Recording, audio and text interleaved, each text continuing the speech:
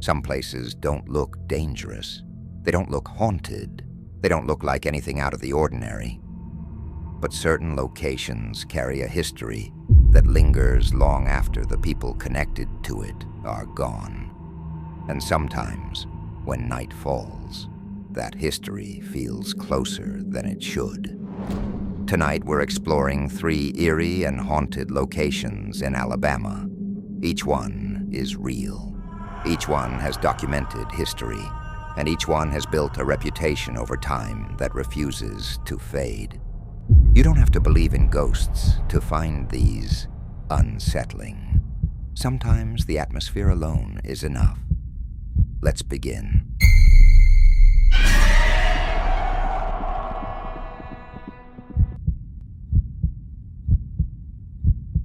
Maple Hill Cemetery sits in Huntsville, Alabama, and it dates back to 1822. It's the oldest and largest cemetery in the city.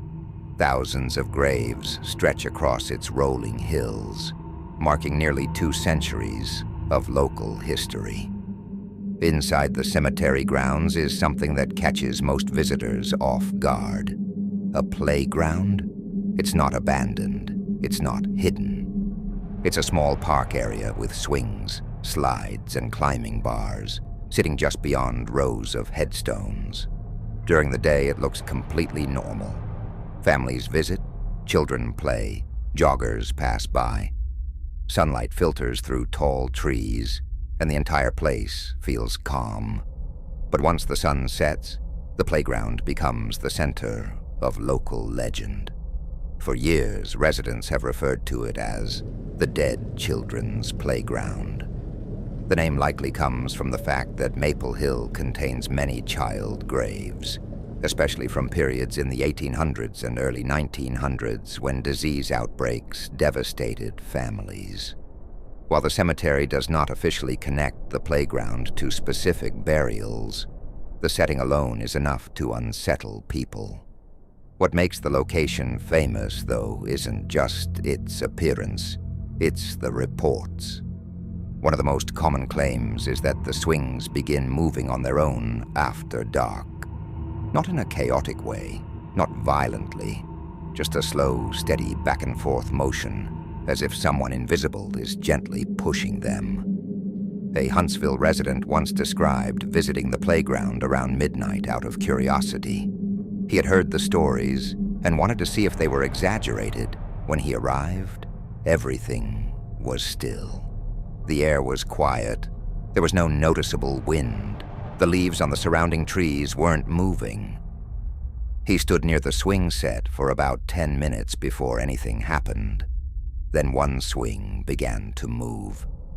He initially assumed it was a light breeze he couldn't feel, but the trees remained still. The swing continued its slow arc. Moments later, a second swing began moving in the same rhythm. He stepped closer, watching carefully. The swings weren't twisting like wind had caught them. They were moving forward and backward in clean, even lines. When he walked directly up to the nearest swing, it stopped. Not gradually.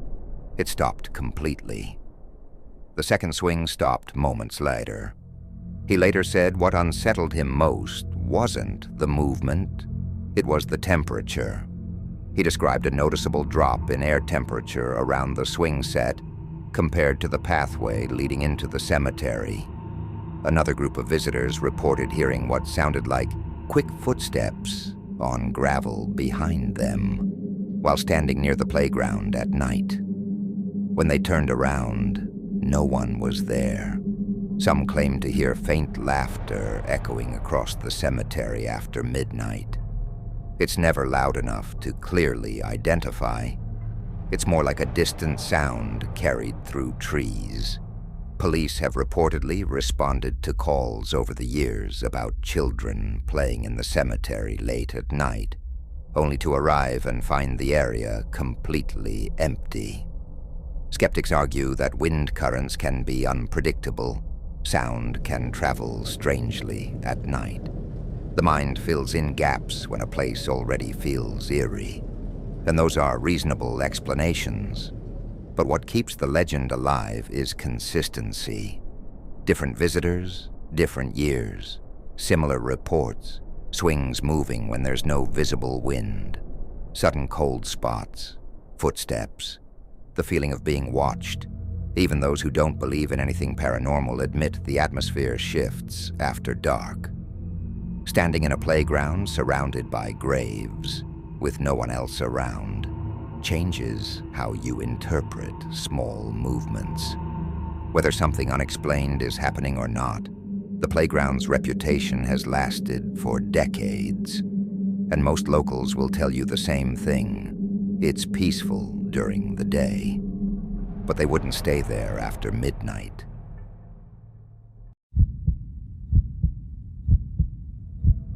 Sloss Furnaces in Birmingham began operating in 1882 as an iron-producing blast furnace facility.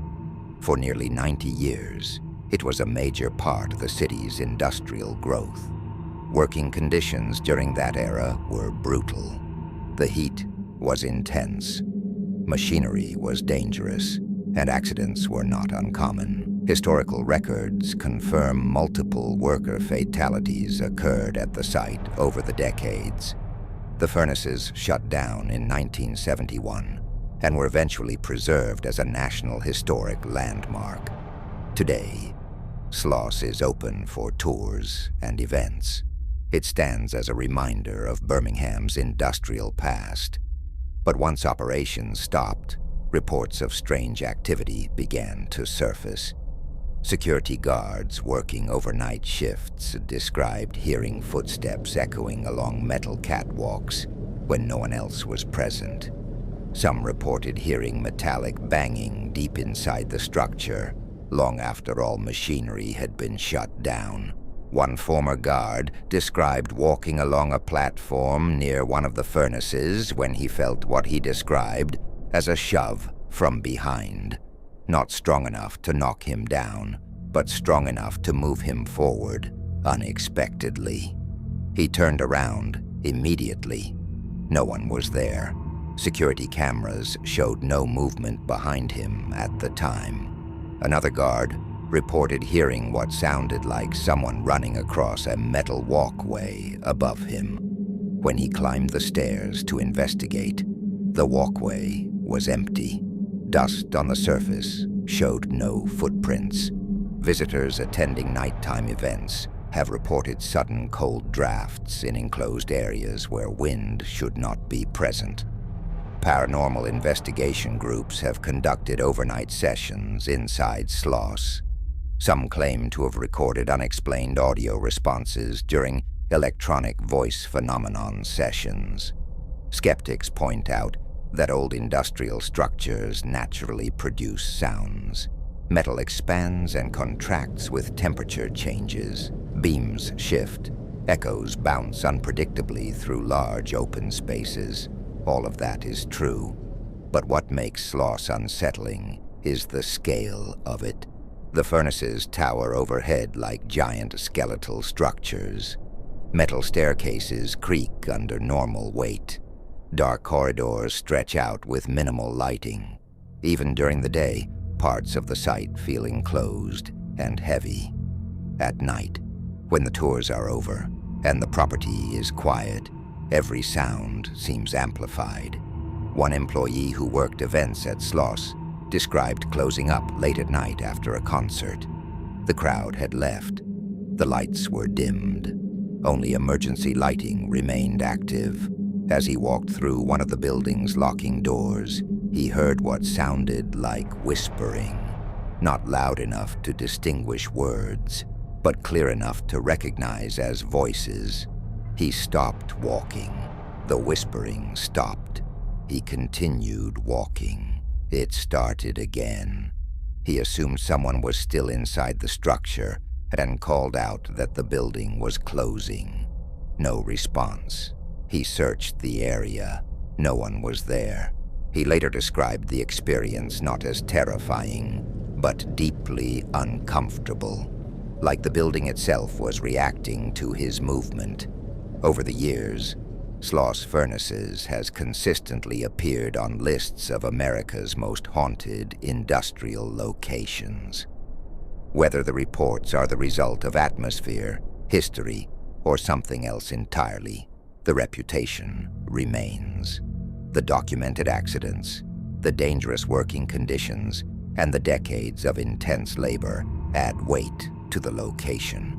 And many who have worked overnight shifts there say the same thing. It never truly feels empty.